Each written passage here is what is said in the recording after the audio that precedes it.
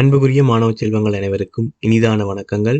இக்காணொளியிலே சுற்றாடல் சார்ந்த செயற்பாடுகளோடு தொடர்புடைய பல்தேர்வு வினாக்களும் அவற்றுக்கான விடைகளையும் பார்க்க இருக்கின்றோம். அந்த வகையிலே முதலாவது வினா, தூரியன் பூவை நாடி வரும் பிராணி எது? வௌவால், காகம், செண்பகம். இந்த 3 பிராணிகளிலே தூரியன் பூவை நாடி வருகின்ற பிராணி வௌவால். உடலை நோயிலிருந்து பாதுகாக்கும் உணவு. உடலை நோயிலிருந்து பாதுகாக்கின்ற உணவு என்கின்ற போது விட்டமின்கள் அல்லது கனியுப்புக்கள் உள்ளடங்கிய உணவாக இருக்க வேண்டும். அந்த வகையில் இறைச்சி புரத உணவாக இருக்கின்றது. சோறு கார்போஹைட்ரேட் உணவாக இருக்கின்றது. கீரை தான் உடலை நோயிலிருந்து பாதுகாக்கக்கூடிய உணவு. தரப்பட்ட 3 விடைகளிலே. அடுத்த வினா, இலங்கைக்கு முதலில் வந்த வெளிநாட்டவர். இலங்கைக்கு 3 வெளிநாட்டவர்கள் வந்திருக்கின்றார்கள். ஒன்று போர்த்துகேயர், அடுத்ததாக ஒல்லாந்தர், அடுத்து பிரித்தானியர். அந்த வகையிலே முதலாக வந்த வெளிநாட்டவர் போர்த்துகேயர் ஆவர்.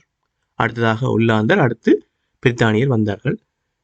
அடுத்த வினா, ஆங்கிலேயர் இலங்கை முழுவதையும் கைப்பற்றிய ஆண்டு எது? ஆங்கிலேயர் இலங்கை முழுவதையும் கைப்பற்றிய ஆண்டு. இதிலே நான் ஏற்கனவே ஒரு காணொலியிலே பதிவேற்றியிருந்தேன். இலங்கைக்கு வந்த வெளிநாட்டவர்கள் அவர்கள் வந்த ஆண்டுகள், அதே நேரம் இலங்கை முழுவதுமாக கைப்பற்றப்பட்ட ஆண்டு தொடர்பாக ஏற்கனவே கூறியிருந்தேன். இருந்தாலும் மீண்டும் ஒரு முறை நினைவுபடுத்துகின்றேன். இலங்கைக்கு முதலாக போர்த்துகேயர் வந்தார்கள் 1505ஆம் ஆண்டு. அடுத்ததாக ஒல்லாந்தர் 1658ஆம் ஆண்டு. அடுத்து 3வதாக ஆங்கிலேயர் வந்தார்கள் 1796ஆம் ஆண்டு. 3 வெளிநாட்டவர்களே இலங்கை முழுவதையும் கைப்பற்றிய வெளிநாட்டவர் ஆங்கிலேயர்களே. அவர்கள் 1815ஆம் ஆண்டிலே இலங்கை முழுவதையும் கைப்பற்றி கொண்டார்கள். அடுத்த வினா, தரமான புத்தகத்திற்கான தரச்சான்றிதழ் எது? தரப்பட்டிருக்கக்கூடிய 3 தரச்சான்றிதழை அவதானித்துக் கொள்ளுங்கள். முதலாவதாக SLDA, இரண்டாவது ISBN, மூன்றாவது SLS. இதிலே SLDA என்பது பற்பசைக்கான தரச்சான்றிதழாக காணப்படுகின்றது. தரமான பற்பசைக்கான தரச்சான்றிதழாக காணப்படுகின்றது. ISBN என்பது தரமான புத்தகத்திற்கான தரச்சான்றிதழ். ஆகவே 2வது விடையே சரியான விடையாக இருக்கும். 3வது SLS என்பது இலங்கை தரச்சான்றிதழுக்கான குறியீடாக இருக்கின்றது.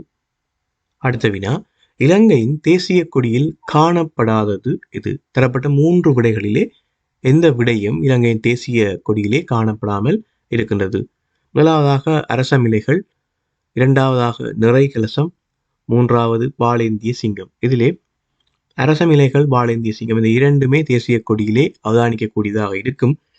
நிறை கலசம் காணப்படாத ஒன்றாக இருக்கின்றது. நிறை கலசம் தேசிய இலச்சினையிலே காணப்படுகின்றது.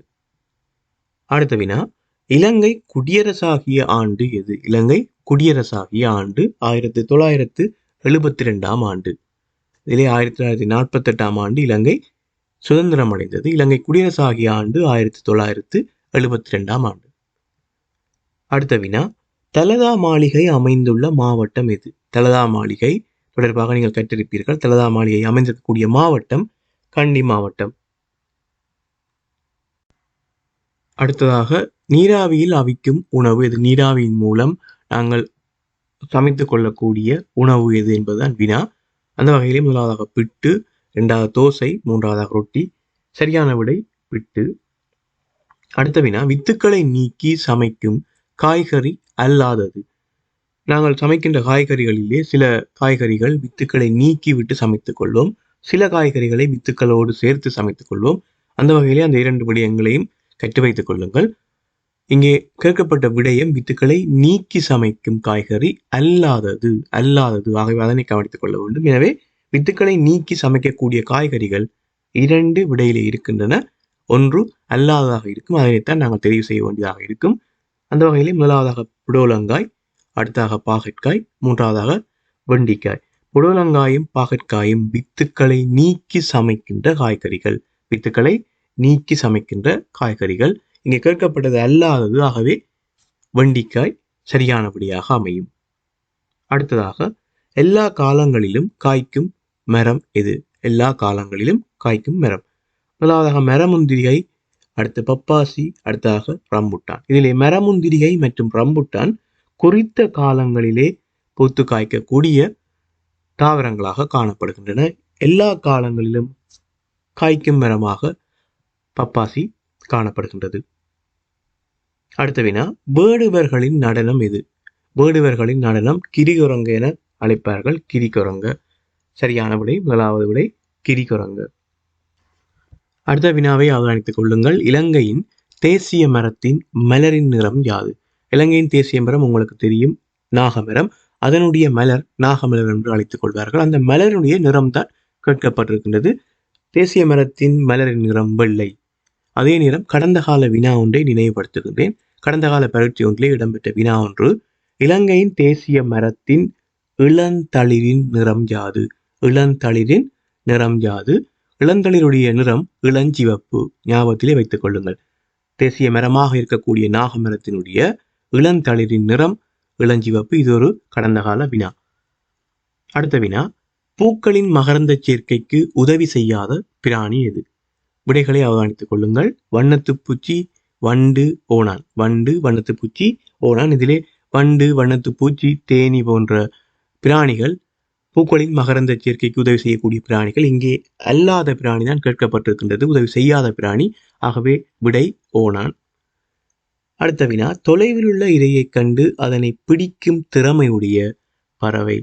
தொலைவிலே இருக்கக்கூடிய இரையை இலகுவாக அவதானித்து பிடிக்கக்கூடிய, அதாவது கூர்மையான பார்வை திறன் கொண்ட பறவையாக இருக்கின்றது.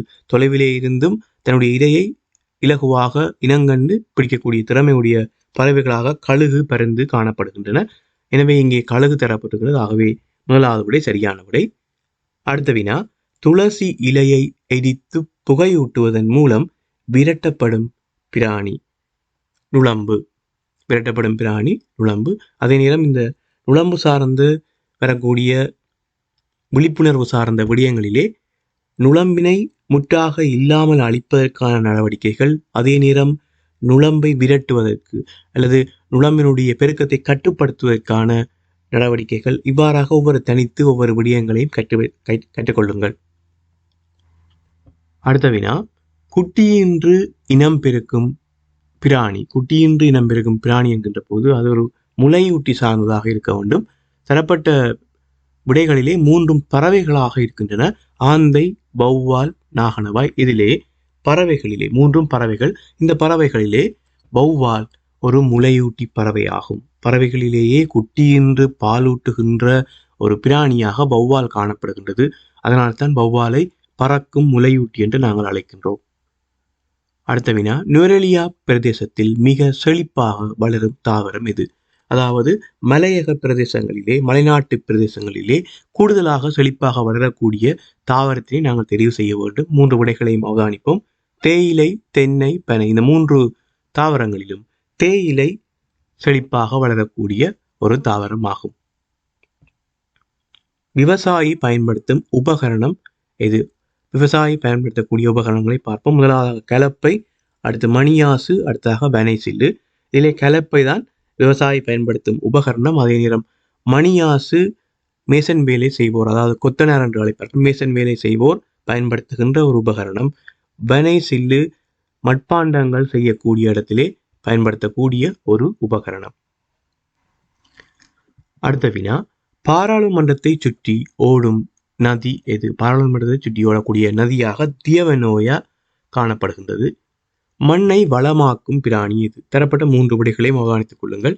தேள், மண்புழு, அட்டை. இதிலே மண்புழு விவசாயிகளின் தோழன், விவசாயிகளின் நண்பன், விவசாயிகளின் தோழன் என்று அழைக்கப்படுகின்றது. ஏனெனில் மண்ணை வளமாக்கி விவசாயம் செய்வதற்கு, பயிர்கள் நன்றாக வளர்வதற்கு உறுதுணையாகவும் உதவியாகவும் இருப்பதனாலே மண்ணை வளமாக்கும் பிராணி என்று அழைக்கின்றோம். அதே நேரம் விவசாயிகளின் நண்பன், விவசாயிகளின் தோழன் என்றும் அழைக்கப்படுகின்றது. அடுத்த வினா, ஆபத்து வேளையில் உடலை கித்துள் வித்து போல சுருட்டும் பிராணி எது?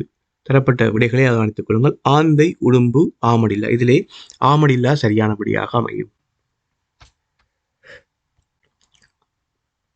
அதே நேரம் சூழலிலே இருக்கக்கூடிய பிராணிகள் பெரும்பாலும் தாங்கள் வாழுகின்ற சூழலிலே எதிரிகளிடமிருந்து தங்களை பாதுகாத்துக் கொள்வதற்காக பல்வேறு செயற்பாடுகளை, பல்வேறு நடவடிக்கைகளை மேற்கொள்ளும். எனவே அவை சார்ந்தும் கற்றுக்கொள்ளுங்கள்.